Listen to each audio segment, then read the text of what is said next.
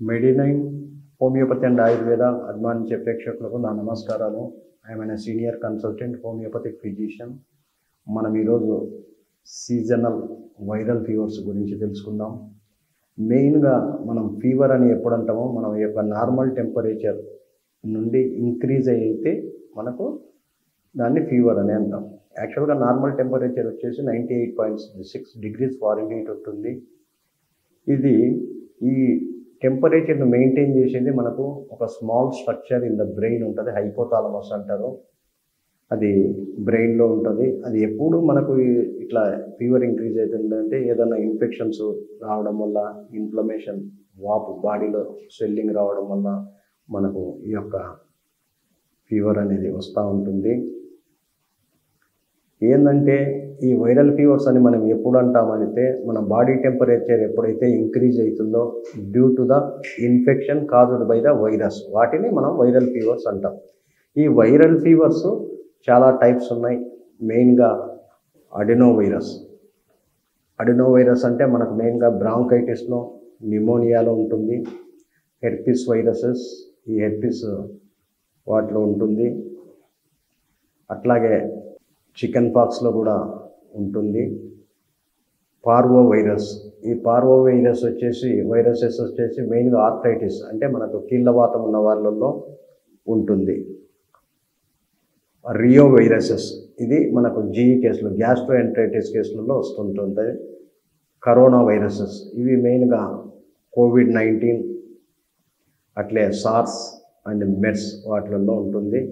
టోగా viruses, ఈ టోగా viruses వచ్చేసి మెయిన్గా మనకు జర్మన్ మీజిల్స్లలో కనపడుతుంది, ఎన్కెఫలైటిస్ కేసెస్లలో కనపడుతుంది. ఆర్థోమిక్సో వైరసెస్ వచ్చేసి మెయిన్గా మనకి ఇన్ఫ్లుయెంజాలో కనపడుతుంది. ర్యాబ్డో వైరసెస్, ఈ ర్యాబ్డో వైరసెస్ మెయిన్గా ఏంటంటే మనకు రేబిస్ వ్యాక్సిన్లలో వస్తాయి. అట్లే రిట్రోవైరసెస్ వచ్చేసి మెయిన్ క్యాన్సర్స్లలో, ఎయిడ్స్లలో ఉంటుంది. హెపాటినా వైరసెస్, ఈ హెపాటినా వైరస్ వచ్చేసి మెయిన్గా హెపటైటిస్లో ఉంటాయి. అట్లే మనకు ఈ వైరస్ ఎలా స్ప్రెడ్ అవుతుంది అంటే కనుక కఫింగ్, దగ్గు వల్ల, స్నీజింగ్, తుమ్ముల వల్ల వస్తుంది. అట్లే కాంటాక్ట్ సర్ఫేసెస్, ఎక్కడైతే వైరస్ ఉంటుందో అక్కడ మనము చేతులు పెట్టడం వల్ల మనకు ఇన్ఫెక్షన్ సోకే అవకాశాలు ఉంటాయి. అట్లే ఈ వైరస్ ఇన్ఫెక్టెడ్ పర్సన్ మనల్ని టచ్ అయినా కూడా వచ్చేదానికి అవకాశాలు ఉంటాయి. సెక్సువల్ కాంటాక్ట్ వల్ల కూడా వచ్చేదానికి అవకాశాలు ఉంటాయి.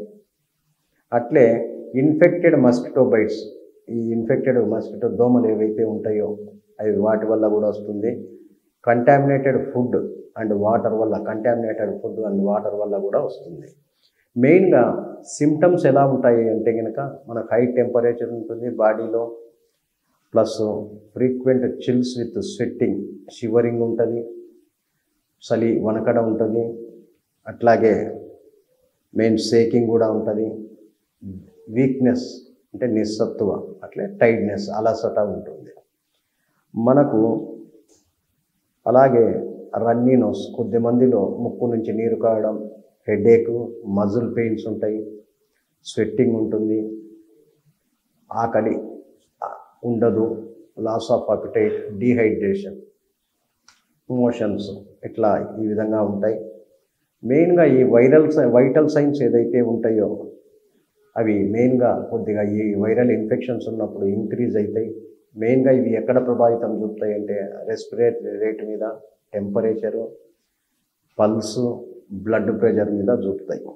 మనకు హోమియోపతి మెడిసిన్స్ వచ్చేసరికి చాలా రకాల మెడిసిన్స్ ఉన్నాయి. వారి యొక్క కరెక్ట్ కేస్ టేకింగ్ తీసుకొని ఇవ్వగలిగితే ఇది మళ్ళీ వైరల్ ఫీవర్స్ బారిన పడకుండా మనము పేషెంట్ రికవరీ చేయొచ్చు, కంప్లీట్గా రికవర్ చేయొచ్చు. సో మనకు మెడిసిన్స్ వచ్చేసరికి చాలా రకాల మెడిసిన్స్ ఉన్నాయి. అక్వనైట్, బెలడోనా, ఆర్సికమల్బమ్, రస్టాక్స్, హెపార్సాల్, బ్రయోనియా, చైనా, బాప్టీషియా, ఇట్లా చాలా రకాల మెడిసిన్స్ ఉన్నాయి. వారి యొక్క సిమ్టమ్స్ను బట్టి, వారి యొక్క మెంటల్ సిమ్టమ్స్ కానివ్వండి, కాన్స్టిట్యూషన్ బట్టి కానీ, హ్యాబిట్స్ కానివ్వండి, టోటల్ హిస్టరీ తీసుకొని కరెక్ట్ మెడిసిన్ ఇవ్వగలిగితే విత్ ఇన్ షార్ట్ పీరియడ్లో ఈ వైరల్ ఫీవర్స్ను అరికట్టవచ్చు. నమస్తే.